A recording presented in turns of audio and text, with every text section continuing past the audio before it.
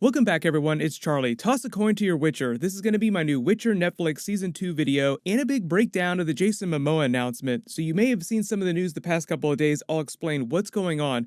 If you're new to the channel, be sure to subscribe to get all the videos. There's actually a bunch of Witcher projects that Netflix is doing in addition to Season 2. There's also an anime movie called Nightmare of the Wolf and a prequel called Witcher Blood Origin, which is going to detail the origin of the Witcher Order. So we'll just start with the big stuff first, the Jason Momoa news. You may have seen the past couple weeks that Netflix is trying to cast Jason Momoa in The Witcher Netflix. Jason Momoa seemingly confirmed this by posting this fan art to his Instagram story saying, "Hey brother," talking to Henry Cavill's Geralt, obviously. So naturally everybody freaked out because it'd be awesome to see them reunite inside the world of The Witcher Netflix. Because they're both big DC characters in the DC movies. In Justice League, we're going to see them together again in the Justice League Snyder Cut with a whole bunch of new footage next year too.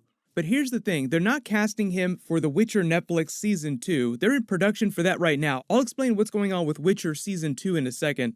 But Netflix is actually trying to cast him for the Witcher Blood Origin series. So number 4, if you don't know what that is, that's basically the origin of the Witchers. So Jason Momoa would basically be the very first Witcher. So far, the Witcher story in the novels or the games hasn't really explained who that first Witcher was. We know a little bit about the origin of the Witchers and the people who first created the Witcher mutations. I'm going to read the description that the showrunner gave for this series, so it'll give you a pretty good idea for what it's going to cover in terms of history. He says, "A question has been burning in my mind ever since I first read the Witcher books. What was the elven world like before the cataclysmic arrival of humans? I've always been fascinated by the rise and fall of civilizations, how science, discovery, and culture flourish right before that fall, how swaths of knowledge are lost forever in such a short time, often compounded by the colonization and rewriting of history, leaving only fragments of a civilization's true story behind. The Witcher Blood Origin will tell the tale of the elven civilization before its fall and most importantly reveal the forgotten history of the very first Witcher." So that's why it seems like it's going to be so easy for them to land Jason Momoa. And Jason Momoa himself has done a bunch of other Netflix series, so it's not unusual for him to do mini-series or big series like this with streamers. The actual Witcher Blood Origin series is only supposed to be 6 episodes long, and basically Netflix's strategy for the Witcher Netflix franchise in general, not just the main series with Henry Cavill, is that it sounds like they're actually going to be doing obviously multiple seasons to cover all the Witcher books and novels, but between those seasons they're going to fill the gaps with miniseries, with other stories, other Witcher stories. Like that's where the anime movie, The Nightmare of the Wolf, comes in. That's going to deal a lot with the origins of Vesemir when he was much younger before Geralt came along and he had to deal with this really horrific adventure. Number 3, here's the thing though, we actually know a lot about that period that they're dealing with. It was about 1,000 years before the events on the main show right now. If you're not familiar with the history of the world in The Witcher, humans actually did not come from the planet that The Witcher series takes place on or the games. They actually came from somewhere else in the multiverse, a planet called, quote-unquote, Earth. So the planet that we're on in all the games and all the books is not Earth. The way the author talks about the books, he said that originally he had actually intended for the world that the series takes place on to be a version of prehistoric Earth, but then he changed his mind. Because if you're not familiar with the lore of The Witcher, there is time travel, there is travel through the multiverse, so it is kind of a science fiction and fantasy story together. So the cataclysmic event that they talk about that brought humans from Earth to the world of The Witcher is actually called the Conjunction of the Spheres, which is something that the show is actually building up towards again. It's this cyclical event. The key to all this is Ciri's character, but they actually did this short movie inside the games where they explained this whole history, so I'll play the clip from that here. Time passed. Our world intertwined with another through an upheaval scholars call the Conjunction of the Spheres. The gods allowed unholy forces to slip into our domain. The offspring of that cataclysm was the nefarious force called magic.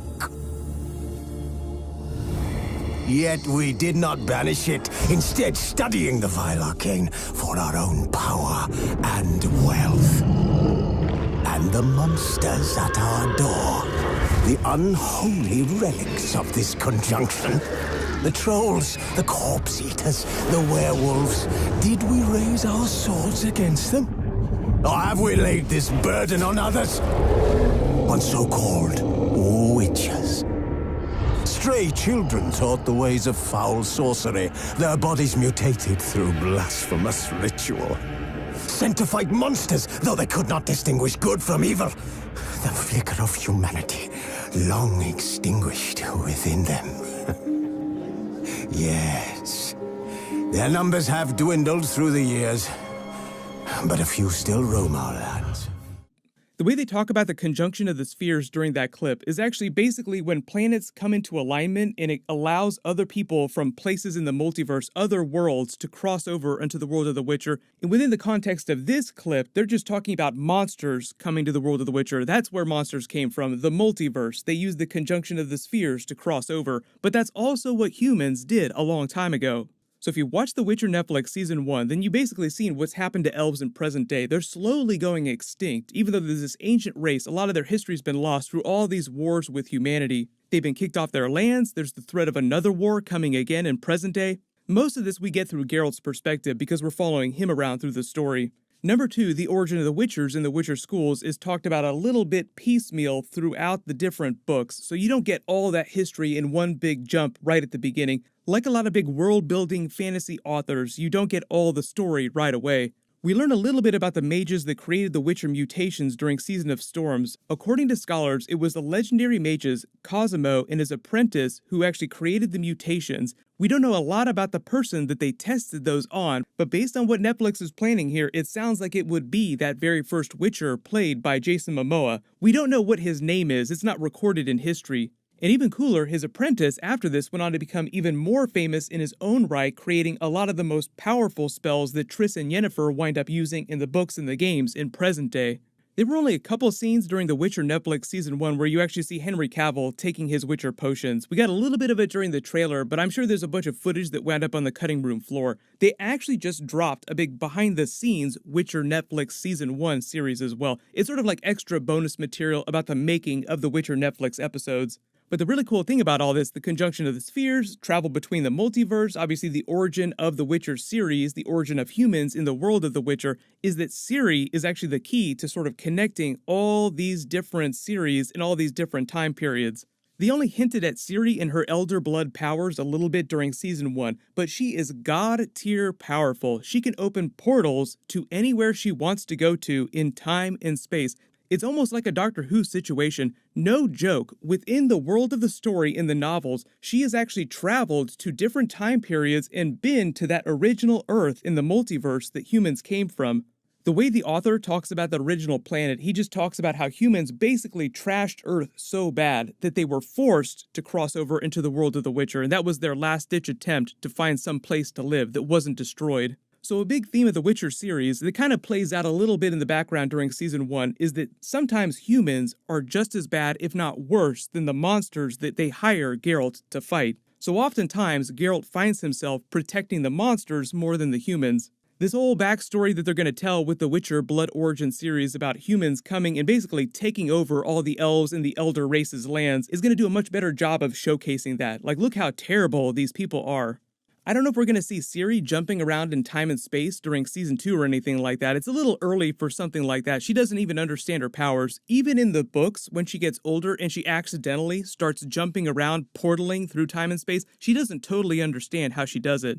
What's happening right now, though, is that during Season 2, at least at the beginning of the season, we'll see them go back to Kaer Morhen because that's where they're headed now that he's found Ciri. They'll begin training her as a Witcher, even though she doesn't take the mutations like Geralt does.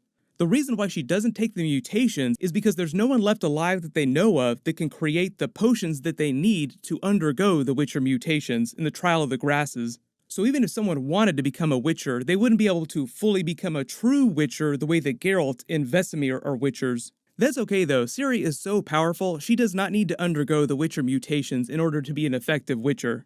Right now, just based on their production timeline, I don't know if they're going to be able to get episodes out by the end of next year. It'll be a race to the finish if they do, so it's always possible we get episodes by next December in 2021.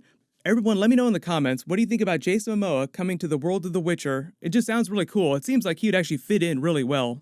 Speaking of Jason Momoa and Henry Cavill crossover, there's another big DC fandom event that's coming up with a bunch of new Justice League Snyder Cut, Batman, DC movie stuff. You can click here for the trailer for that, learn what's going on, and click here for all my Witcher Netflix episode videos. Thank you so much for watching. Everyone toss a coin to your Witcher. I'll see you guys tonight.